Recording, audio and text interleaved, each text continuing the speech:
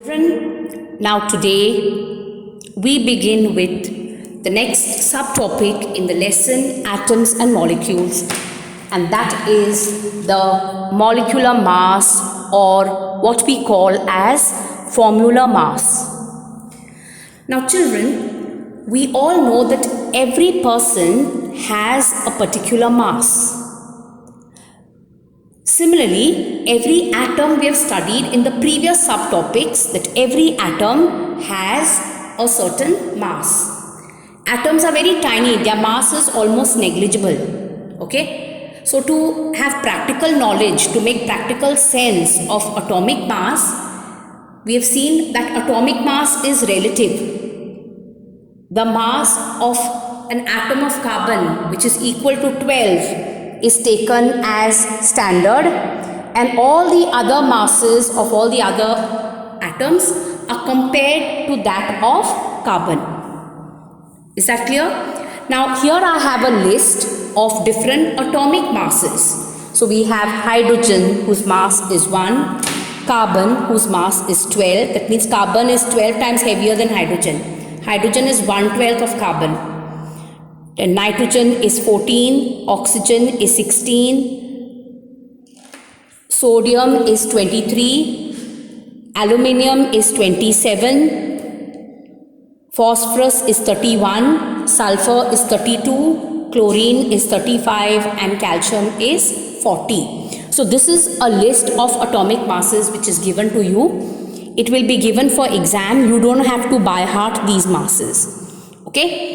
Now you will be given a particular compound and you will be asked to find out what is the molecular mass or formula mass of that compound.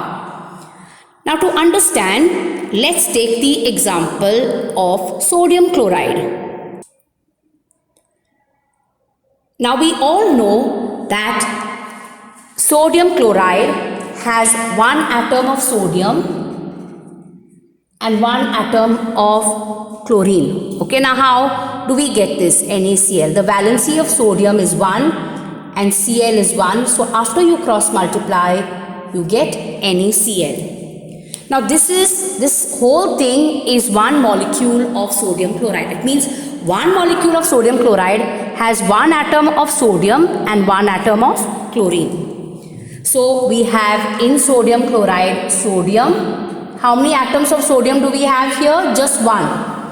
And the mass of each atom of sodium is 23. This one atom has a mass of 23. So the total mass of sodium in sodium chloride is 1 into 23, which is 23.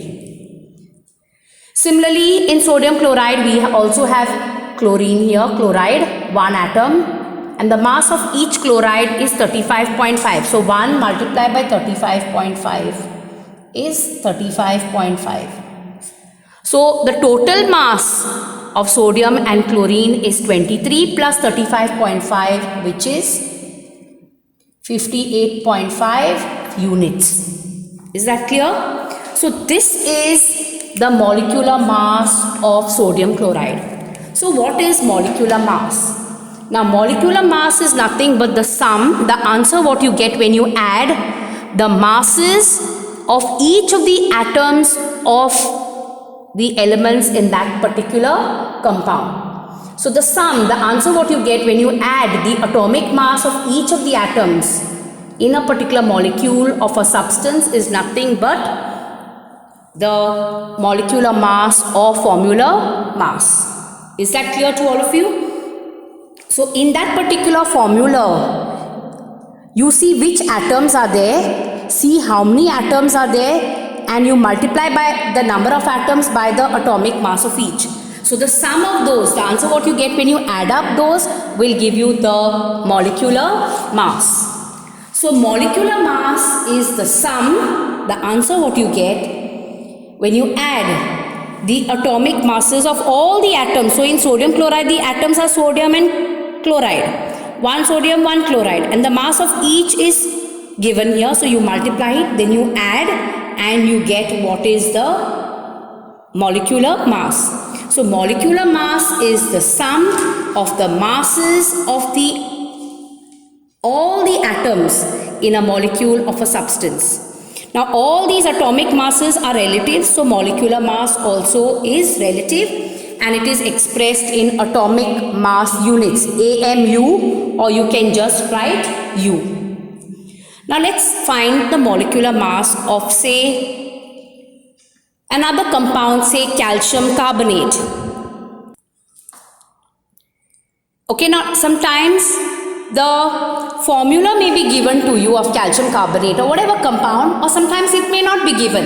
But you have already studied how to find out the chemical formula. Now in this case it's not given. So what you have to do is, you write the symbols calcium, you write the valency below, that's 2. Carbonate is CO3, valency is 2. 2 ones are cancelled, so after you cross multiply you get CaCO3. Is that clear?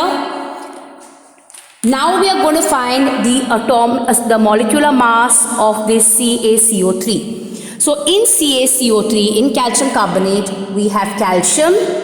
How many atoms of calcium? There is no number here, so it means 1 atom. And the mass of this 1 atom is 40. So 1 multiplied by 40, which is equal to 40. Then you have carbon, so that's C. C has no number, so it means 1 into each carbon is 12. And then you have oxygen, O. How many do you have atoms of oxygen in this? 3. Multiplied by each one has a mass of 16. So 16 into 3 is 48. So to find the molecular mass, you add up, you find the sum. So 8 plus 2 is 10, so carry 1, so you get 5, 6, 7, 8, 9, 10. So you get 100 atomic mass units. Is that clear? So the molecular mass or the formula mass is the sum of the atomic masses of all the atoms in that molecule. And it is relative because these atomic masses themselves are relative. They are not the real masses. Now let's do another one. Now we'll do the third one. That's ammonium. NH4 is ammonium and SO4 is sulfate. So this is ammonium sulfate. Now here the molecular formula is already given. So if you are not sure how to do it, you write the symbol. Ammonium is NH4. Valency is 1.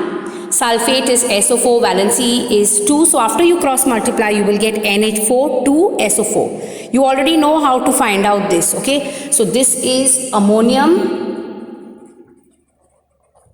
sulfate. Now we want to find the atomic mass of ammonium sulfate. So in ammonium sulfate, you have nitrogen. Now this 2 here is for nitrogen as well as hydrogen. So nitrogen here, there are 2 atoms. And the mass of each atom is 14. So 2 multiplied by 14, which is equal to 28. Then you have hydrogen here. So hydrogen, there are 4 2s are 8.